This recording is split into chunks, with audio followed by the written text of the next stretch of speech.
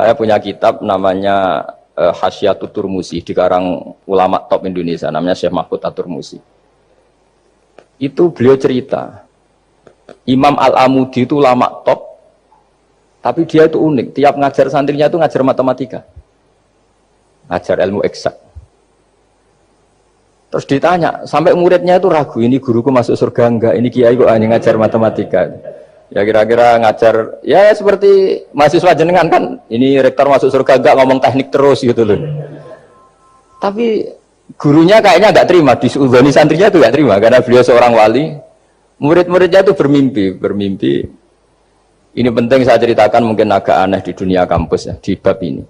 Kalau dalam teori kita, Pak On itu, mimpi sama nyata, melihat itu otoritatif mimpi. Ini yang agak aneh di ilmu pesantren. Jadi melihat jenengan langsung dengan mimpi itu otoritatif mimpi. Karena mimpi ru'yal mukmin dijamin oleh Rasulullah sama dengan 46 juz'un minan nubuwah. Jadi persennya itu besar sekali, 46% dari juz'un minan nubuwah, otoritatifnya. Nah tentu tidur yang benar. Logikanya gini, kata-kata kitab-kitab menjelaskan. Orang kalau melihat langsung itu pasti terpengaruhi oleh cinta atau tidak cinta, senang atau tidak senang, sedang butuh apa enggak. Jadi kalau saya sedang butuh dengan Pak Rektor, itu melihatnya dengan penuh harapan. Jadi kalau saya sakit mau mati, itu senang lihat dokter, karena ini harapan, Rektor nggak ngefek gitu kan gitu. Tapi kalau saya politikus, ngelihat ketua partai itu lebih respect ketimbang melihat dokter. Jadi gara-gara banyak kepentingan ini melihat itu nggak pernah jujur gitu. Nggak pernah jujur. Jadi kebodohan manusia justru karena melihat itu kalau dalam teori kita. Makanya kalau dalam teori pesantren itu kebalik, anna sunyamun wa idza matu intabahu. Manusia itu hakikatnya tidur, baru setelah mati bangun. Misalnya kita di dunia nganggap uang itu penting, harta itu penting, jabatan penting. Setelah kita mati ternyata yang paling penting itu hanya sujud. Karena kamu itu kenangan ketemu Allah terbaik itu sujud. Yang kita anggap penting di dunia semuanya tidak penting. Yang kita anggap sepele kayak sholat ternyata itu super penting. Tapi sadar itu nunggu nanti di akhirat. Ya, saya ini termasuk syukur yang sadar sebelum sampai akhirat. Jadi termasuk orang yang beruntung ya gitu. Nah, kenapa mimpi itu begitu penting? Karena tadi ketika orang tidur itu off semua, sistem sarafnya, sistem apanya. Yang ada hanya pengendalian Tuhan. Karena dia tidak bisa mengendalikan dirinya sendiri. Apalagi kalau tidurnya benar ya tentu pakai wudhu, terus pakai doa-doa, terus menghadap kayak mayit itulah, standar mayit, menghadap ke kiblat kayak posisi mayit itu. Sehingga dia ada intervensi pada dirinya sendiri, ya tidak punya keinginan dari dirinya sendiri. Kamu kan nggak bisa ingin, wah tidur ingin ketemu wanita cantik kan tidak bisa tentukan gitu. Akhirnya ya benar-benar hanya milik Allah. Apalagi kalau kita bacanya benar, terus pikirannya benar. Makanya uniknya dalam Islam adalah doa mau tidur dengan wiridan setelah sholat itu ajarannya Nabi banyak mau tidur. Wiridan subhanallah 33, alhamdulillah 33, akbar 33 dan disempurnakan seterusnya itu. Itu ijazah Nabi kepada Sayyidah Fatimah itu untuk mau apa? Tidur. Bismika wada'tu jambi wa bismika arfa'u. Sampai doanya panjang. Allahumma aljatu zuhri ilaika. Panjang sekali doa mau tidur. Saya yakin jenengan ndak hafal dan ndak. Paling ya bismika wada'tu jambi apa? Bismika Allahumma ahyawamu. Itu sebagian ustadz bilang itu doa ngaji katanya. Oh, itu. Ada seorang ustadz saking mangkelnya, ibu sudah baca doa ngaji, belum tak juara. Bismika Allahumma ahya, bismika wa amr. Wah itu kan doa mau tidur Pak Ustadz. Iya biasanya kalau ngaji tidur. jadi doa itu kalau itu doa mau. Akhirnya mimpi itu penting. Karena di situ manusia nggak punya nafsu, nggak punya keinginan, sehingga yang ada itu kata Nabi itu ada sittatun wa arba'una juz'an minan nubuwah. Sehingga dulu itu mimpi itu jadi sarana betul. Kita tahu kan cerita orang-orang dulu, Fir'aun itu kurang jahatnya, kurang kelirunya. Dia mimpi ada api dari Bani Israel yang membakar kerajaannya. Dan semua pentawilnya sepakat itu maksudnya Anda akan dihabisin kerajaan Anda oleh bayi dari Bani Israel. Begitu juga raja zaman Nabi Yusuf, itu mimpi kalau ngalami ada 7 sapi yang gendut dimakan oleh 7 sapi yang kurus. Jadi mimpi itu sarana bahkan dari orang kafir. Karena Ya tadi yang preman ya nggak ada premannya, yang soleh ya nggak ada solehnya, semua dikendalikan oleh Allah Ta'ala pas tidur. Sehingga tidur ini menurut agama lebih otoritatif, asal dengan tidur yang benar. Jangan tidur sambil merokok terus terbangun karena ininya kena itu. Nah, cerita-cerita unik begini kalau tidak orang pesantren itu tidak tahu. Karena ini memang khas pembalikan satu fakta yang diyakini orang banyak. Sehingga ulama dulu itu cerita, ini saya teruskan. Imam Amudi itu akhirnya murid-muridnya mimpi. Mimpi di situ tanya, Pak Ustadz, Anda masuk surga enggak ketika hidupnya hanya nerangkan matematika? Oh iya, saya bahkan enggak sekedar di surga. Malaikat dikumpulin Allah untuk mendengarkan presentasi saya ngajar matematika. Jadi kata dia cerita, Allah bilang gini ke malaikat, hei para malaikatku, kenapa kamu iman sama saya? Ya karena saya melihat engkau ya Allah, melihat kekuasaan engkau. Tapi imannya orang ini itu melebihi iman kamu. Wah ya tidak bisa saya melihat engkau langsung, ini tidak melihat engkau langsung. Kenapa begitu yakin seperti yakin kita? Oh iya. Terus Imam Amudi, silahkan ajari matematika. Imam Amudi mulai ngajari matematika. Terus beliau ngajari ya sederhana. Angka 2, 3 sampai ribuan sampai jutaan itu bin nisbat ilal wahid nisbatun wahidah, yaitu nisbatul far'i ilal asli. Hanya ngajar itu dok. Dunia ini apapun banyaknya variannya, apapun banyak makhluknya, itu semuanya adalah nisbatul far'i ilal asli. Angka 2 ya cabangnya 1, 1 juta ya cabangnya 1, semua itu dimulai dari 1. Jadi di mana-mana hitungan itu dimulai dari 1. Dan 1 ini harus ada, yaitu Tuhan. Matematika akhirnya malaikat, wah keren juga maksudnya. Keren juga maksudnya. Akhirnya Allah bilang, dan itu didawuhkan juga oleh Rasulullah SAW, tuba liman amana bi walam yaroni. Yang hebat itu imannya orang yang enggak melihat saya. Makanya masyhur itu malaikat ditanya Allah, siapa imannya yang paling kuat? Ya kita, karena melihat engkau langsung ya Allah. Para nabi. Terus tapi yang dari sekian pertanyaan itu jawab sama, yang paling ajaib adalah umat-umat Muhammad di akhir zaman, nggak menangi nabinya, juga nggak pernah lihat surga neraka, tapi iman sama saya. Dan mereka punya cara untuk imannya itu berkualitas sama dengan kamu para malaikat. Ya diantaranya dengan cara logika yang saya utarakan tadi. Am khuliqu min ghairi syai'in am humul khaliqun. Kalau alam raya ini wujud, maka penyebabnya harus sesuatu yang wujud. Masa sesuatu yang nggak wujud menyebabkan yang wujud.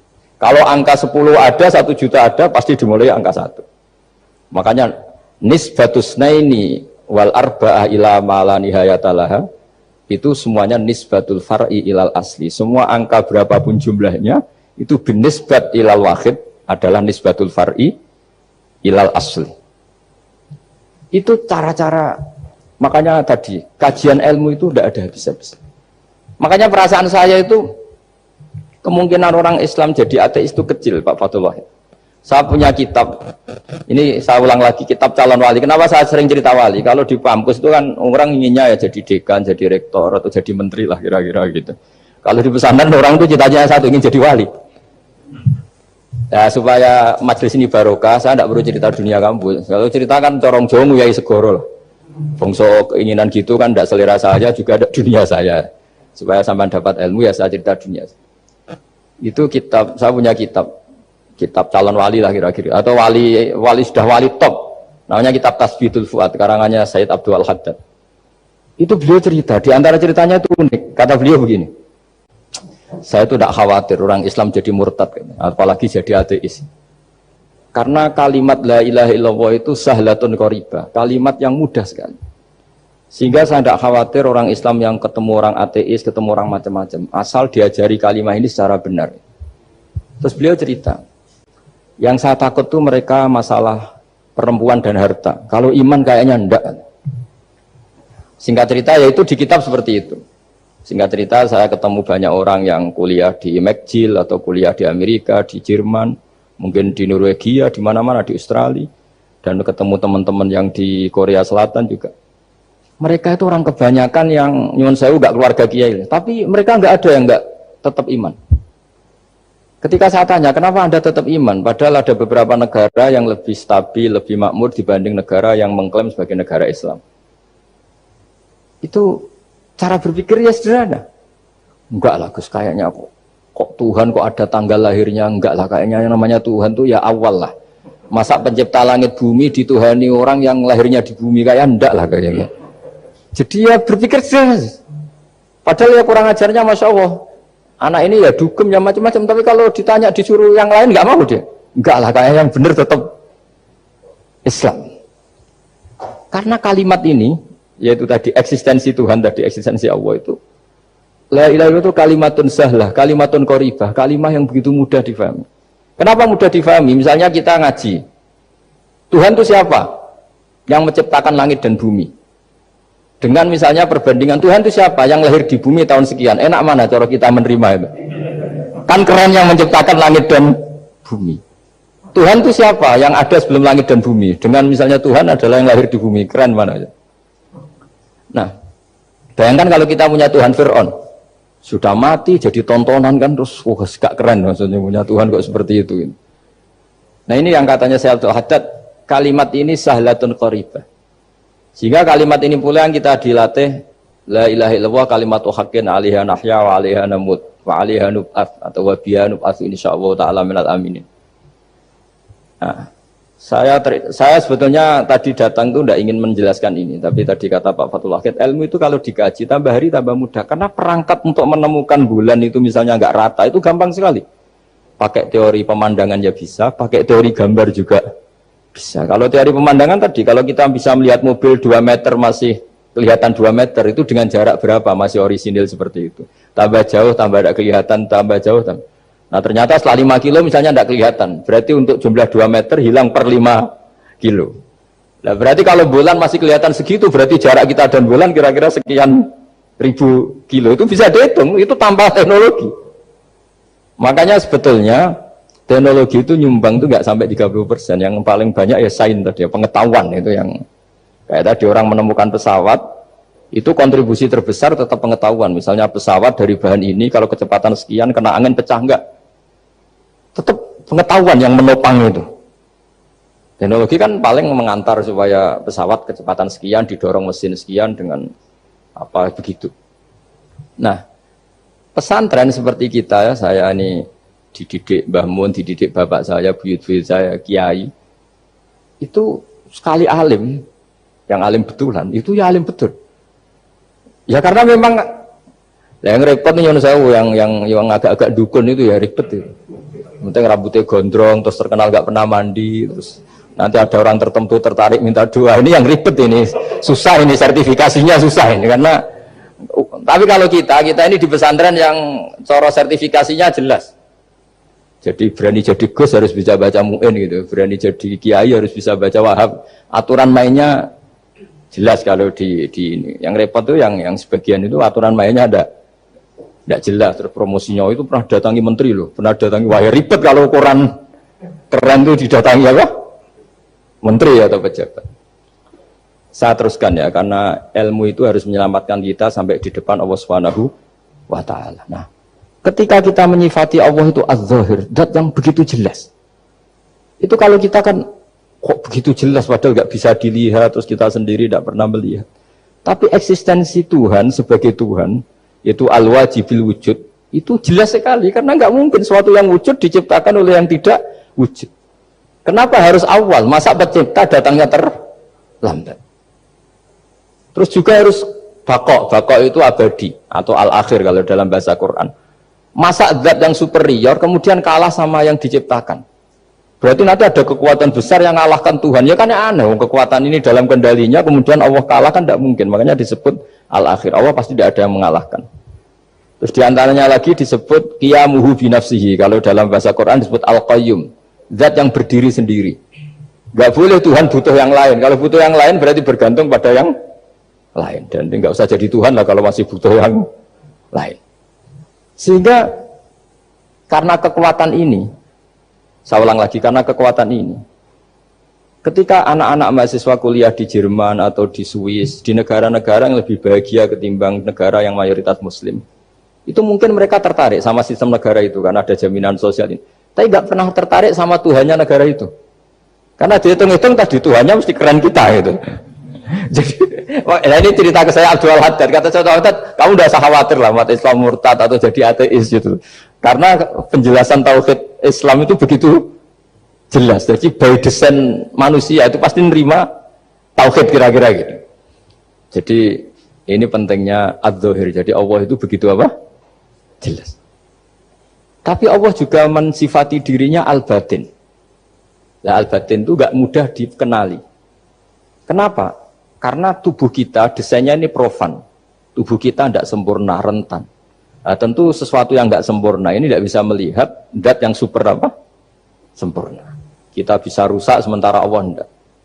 Nah, karena alasannya tubuh kita ini didesain untuk rusak, maka di surga itu keyakinan para ulama orang bisa melihat Allah karena desain tubuhnya sudah dirubah dari desain profan menjadi keabadian. Sehingga di sini terus ada kelayakan melihat. Itu pun tetap min ghairi kaifin walan hisorin, tetap ya bisa melihat, tapi corong Jawa itu keceluk melihat tapi tidak sampai faham. Karena bagaimanapun Allah itu la tudrikul absar wa huwa yudrikul absar. Bagaimanapun Allah itu laisa kamitslihi syai'un, tidak ada padanannya. Jadi makanya Allah punya sisi adz-dzahir bisa dikenali sekali. Kenapa? Ya tadi nisbatus naini wal arba'ah ila ma la nihayata laha itu nisbatul far'i ilal asli. Saya punya kitab Pak Fathul Wahid, diajar Mbah Mun dulu, kitab Al-Husunul Hamidiyah. Itu yang ngarang itu ya kayak kelihatan ngawur, tapi ngawurnya orang alim. Jadi di situ ada gambar, gambarnya itu nggak jelas. Mungkin pengarangnya juga nggak bisa gambar kayaknya. Wah bulat, benang bulat ada, gambar gunung ada, gambar yang tambah ngawur ya banyak sekali. Gambarnya itu nggak ada yang jelas. Tapi dari nggak jelas itu dia bilang gini, gambar yang bulat ini, yang nggak jelas ini, tetap kamu punya rumus kan? Itu dimulai dari satu titik. Mau gambar gedung tingkat 5, mau gambar hutan ada harimaunya, tetap dimulai dari satu titik.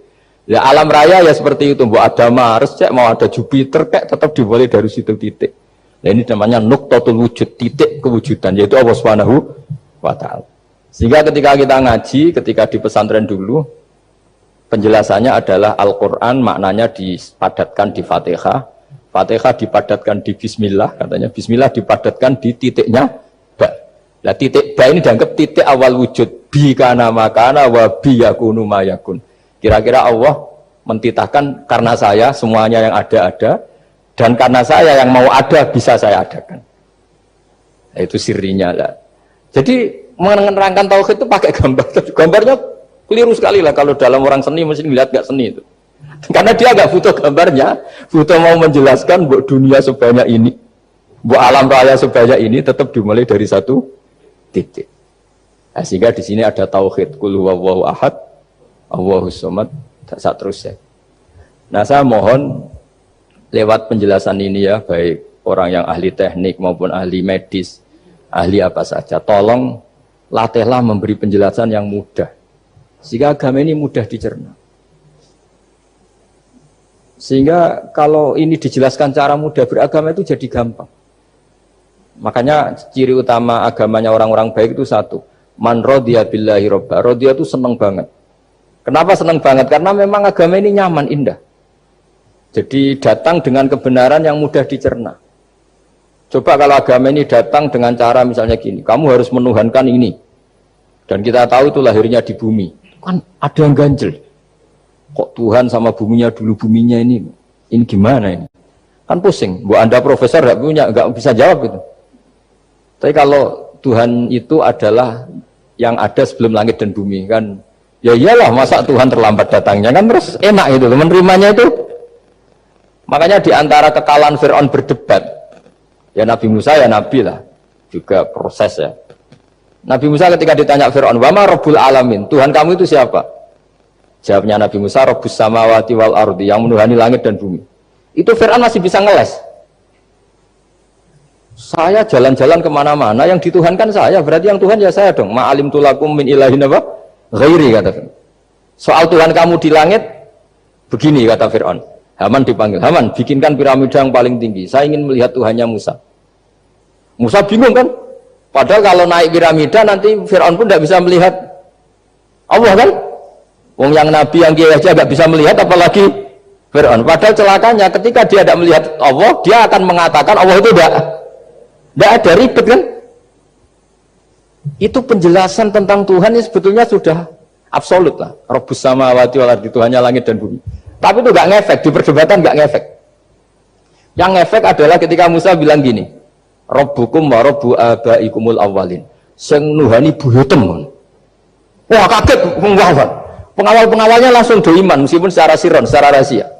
Iya, nah, Quran pangeran berarti buyutnya rada pangeran.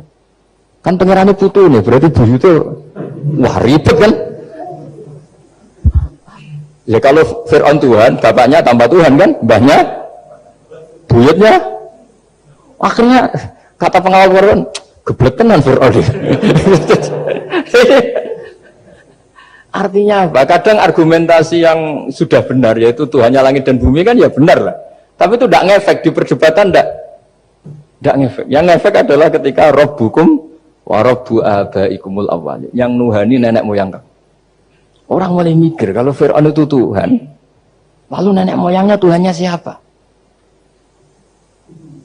Jadi ini seninya, makanya diantara syarat Nabi, jadi Nabi itu sidik, amanat, tabligh, fatwa.